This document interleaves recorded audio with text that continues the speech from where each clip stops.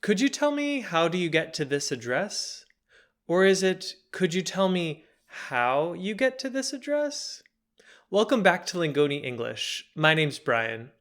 And in this video, we're going to look at embedded questions, an area where English learners often make mistakes. Let's take a look. Let's look at the question, where do you live? If you want to make this an embedded question, you could say, could you tell me where you live? Notice that there are two questions being asked here. You have the original, where do you live? But also you're asking if the person you're talking to can tell you this information. By asking, could you tell me where you live? You're being less direct, which in English is more polite. Let's take a closer look at the change in structure that happens. So the original question is, where do you live?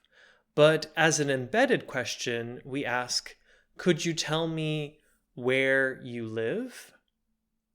So the structure here is question word, subject, verb.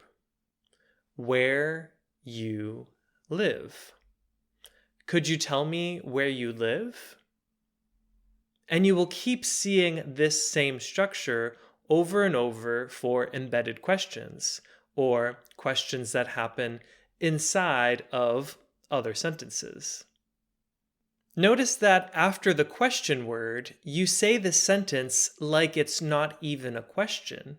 You say where you live, and you don't need the word do like you do in the question form, where do you live?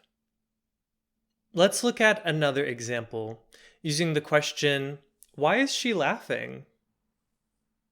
As an embedded question, you could say, can you tell me why she's laughing? Again, you use the same structure, why she is laughing. Question word, subject, verb. How about this one? How is the soup? Think of how you would ask this as an embedded question. If you need a moment, you can pause the video to have some more time to think. One possibility is, can you tell me how the soup is? Or you could say something like, do you know how the soup is? There are other ways to ask embedded questions, and we'll look at those more in this video. Notice how the questions we just looked at were all WH questions. Where do you live? Why is she laughing? And how is the soup? But what happens when you use a yes or no question instead? Well, you still keep the subject-verb order, and only a small thing changes. Let's change the question, where do you live, to, do you live in Leeds? Now this is a yes or no question. To make it embedded, you could say, for example, can you tell me if you live in Leeds? Notice here that we use if instead of a question word, but you still keep the same word order, if plus subject plus verb. If you live in Leeds. Again, can you tell me if you live in Leeds? And back to the soup. Is the soup spicy? Again, this is a yes or no question. How do we make it embedded? Can you tell me if the soup is spicy? Again, we have the word if plus subject plus verb. Can you tell me if the soup is spicy? All right, let's do a little practice. If you want to make is Kelly sick into an embedded question, how would you do it? Again, if you need to, you can pause the video here to have a little more thinking time. One possibility is, can you tell me if Kelly is sick? Another possibility is, do you know if Kelly is sick? Now, those were questions inside of other questions, But you can also have questions inside of statements, meaning sentences that aren't questions. There's hardly a difference from what we just looked at, but there's a tiny one, so let's look at it and a couple examples too. Alright, let's look at the sentence, I'd like to know if she reached Seattle yet. Here, the embedded question is, did she reach Seattle yet? Now, this is a yes or no question, and you can see that the structure is the same from what we just saw.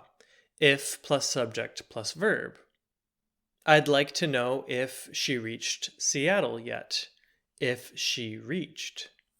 The difference is that overall you're making a statement. You're saying, I would like to know. So at the end of the whole sentence, you put a period. You don't put a question mark. Again, I'd like to know if she reached Seattle yet. Let's look at another one.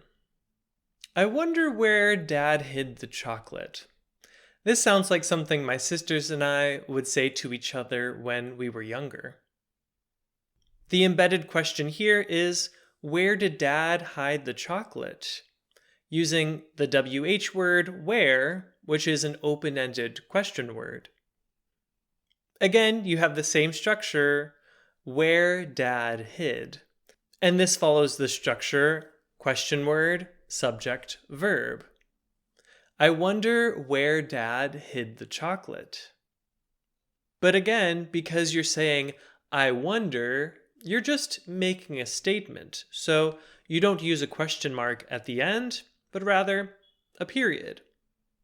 Now, since this is one of the areas where English learners make the most mistakes, it's important to practice. Go ahead and practice by writing 1 or 2 sentences with embedded questions in the comments below. Thanks for watching Lingoni English. Don't forget to like and subscribe.